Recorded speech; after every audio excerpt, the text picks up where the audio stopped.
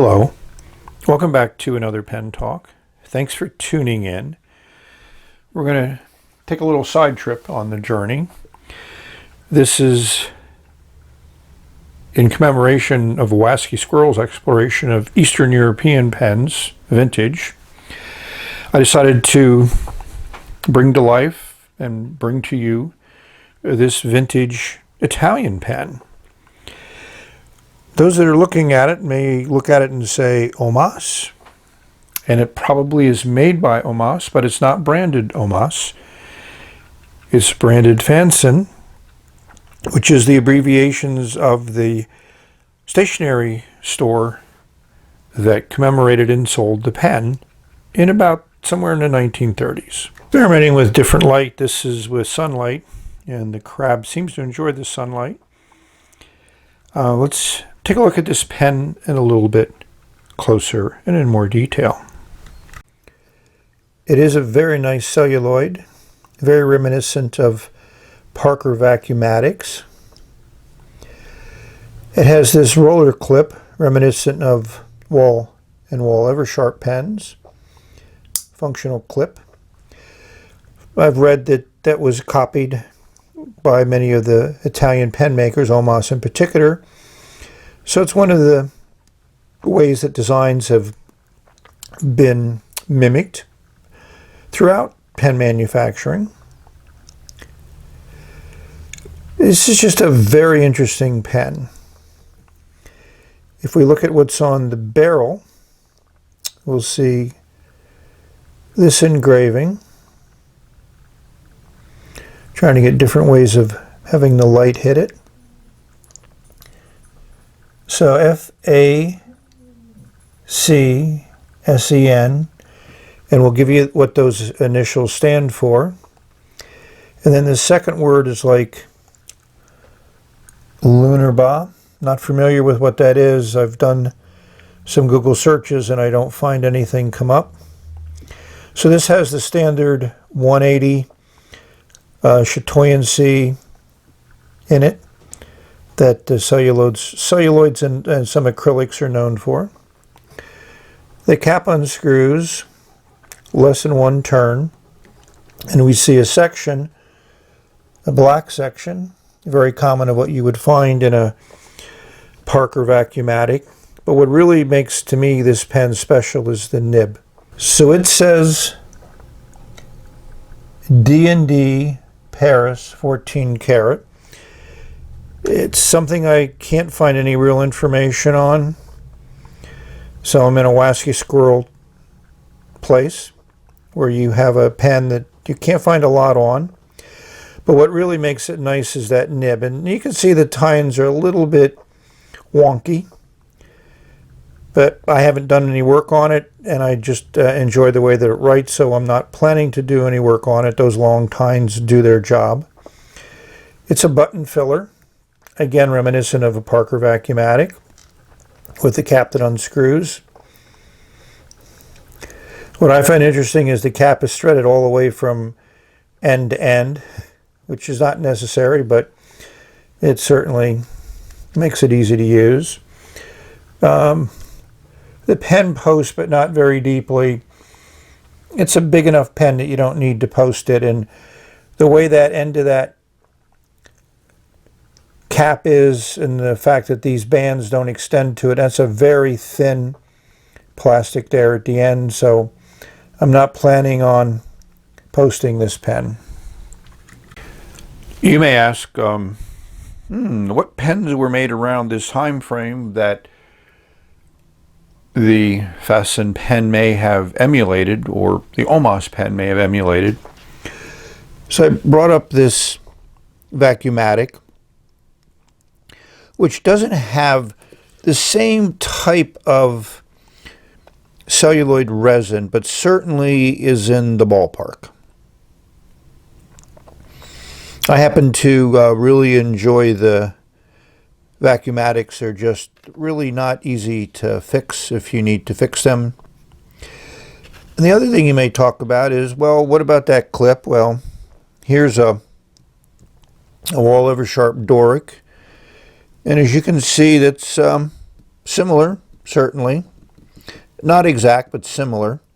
And the other thing that's interesting is I talked about how that barrel is brought down to a thin edge. Well, that's certainly similar between these two pens. And lastly, you may talk about button fillers.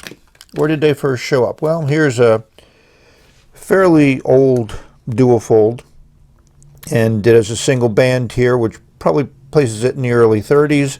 And if we take off the blind cap, we'll see a button filler. I probably should restore this pen. It has an interesting nib on it. It's stubby, looks like it could be pretty stiff, but you know, that's what's nice about vintage, is you never quite know what you're going to get until you clean it up, fix it up, and put some ink to it. And those threads just barely grab. So that's pens that were popular in the 30s, American pens, which share some design elements with the Italian pen. So this is the ink I decided to put in it. I think it works well in the pen. Those that watch my channel know I like my vintage nibs.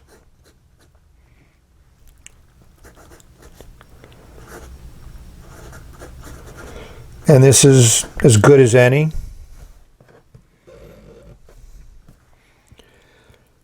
I mean, it just glides across the page.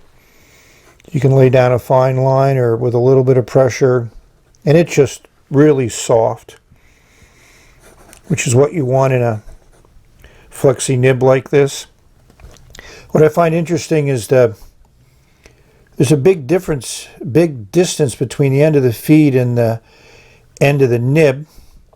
So that's a long ways for ink to travel. Most of the time that feed is closer to the end, but it also makes for flexing a lot easier because you don't have that end of the feed potentially getting in the way.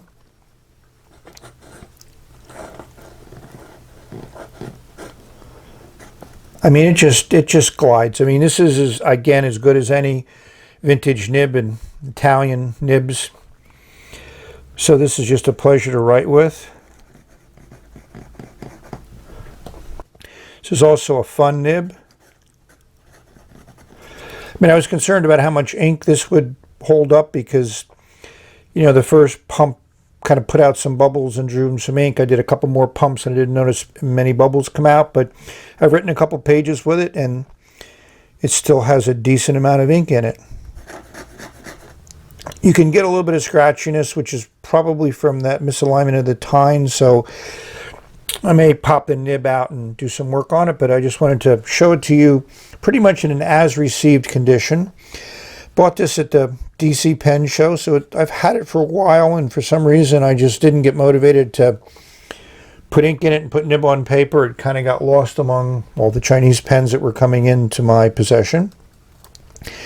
So a pen that is apparently quite rare.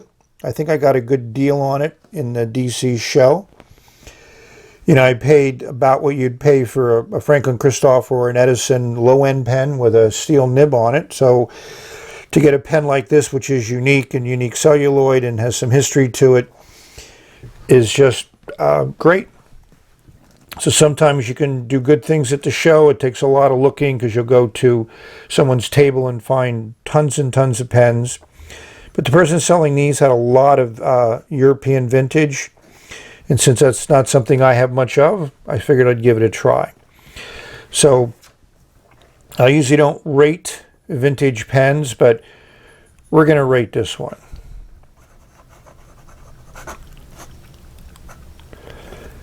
So hold on to your horses. I'm going to give it a 9.7. I mean, it's good in all aspects. It's good to hold. It fits well in the hand. You feel those threads, but you can hold it anywhere. And this nib is absolutely excellent.